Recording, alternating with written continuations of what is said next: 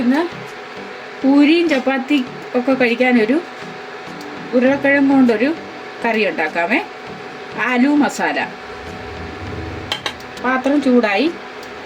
അതിന് ജീരകം ഇട്ട്, കടുക് വേണേലും ഇടാം, ഇച്ചിരി കടുക് ഇടാം. ജീരകവും കടുകും പൊട്ടി. നമുക്ക് 2 ചെറിയ സവാള അരിഞ്ഞത്, പൊടിയായിട്ട് അരിഞ്ഞതാണ്, നമുക്ക് ഇട്ട് കൊടുക്കാം.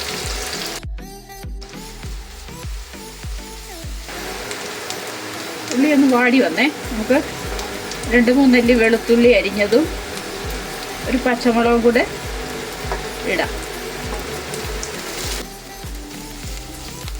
ഉള്ളിയുടെ പച്ചമണം മാറി. ഇച്ചിരി കരിയാപ്പില ഇടാം.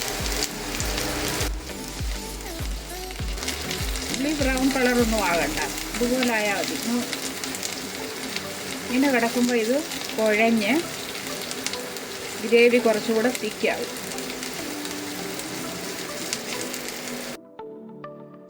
സവാള അരിഞ്ഞത്, വലിയൊരു സവാള.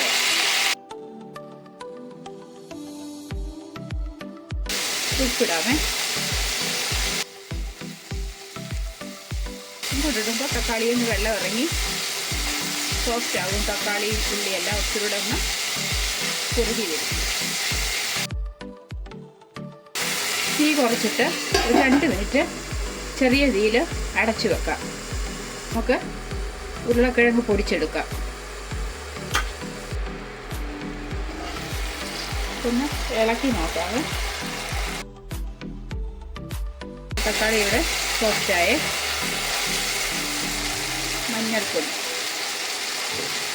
1/4 ടീസ്പൂൺ മഞ്ഞൾപ്പൊടി, 2 സ്പൂണ് മല്ലിപ്പൊടി ഇടാം. ടീസ്പൂണായത്. മസാലയെല്ലാം മൂപ്പിച്ചെടുക്കാം.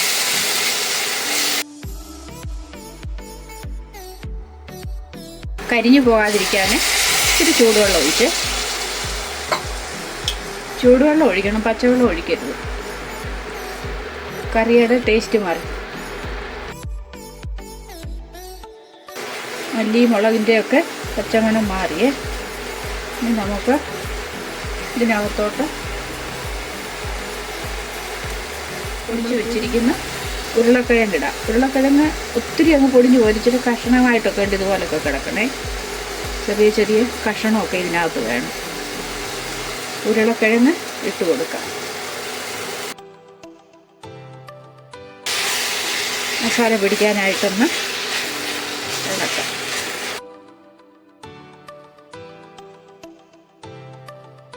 കുറച്ച് ചൂടുവെള്ളം ഒഴിക്കാമേ, ഗ്രേവിക്ക് ആവശ്യമുള്ള.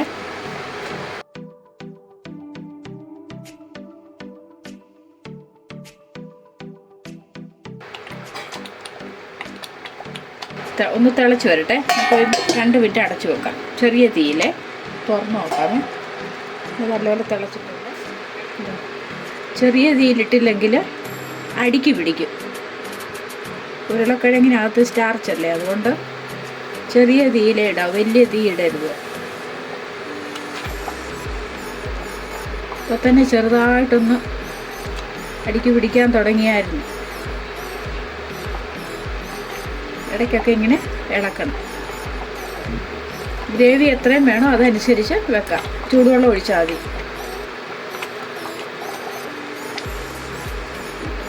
ഇപ്പോൾ ആയിട്ടുണ്ട്.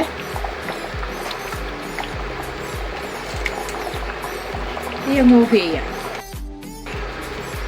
ഇത് ചിക്കൻ മസാലയാണേ. ചിക്കൻ മസാല ഇല്ലെങ്കിൽ ഗരം മസാല ഇട്ടാലും മതി.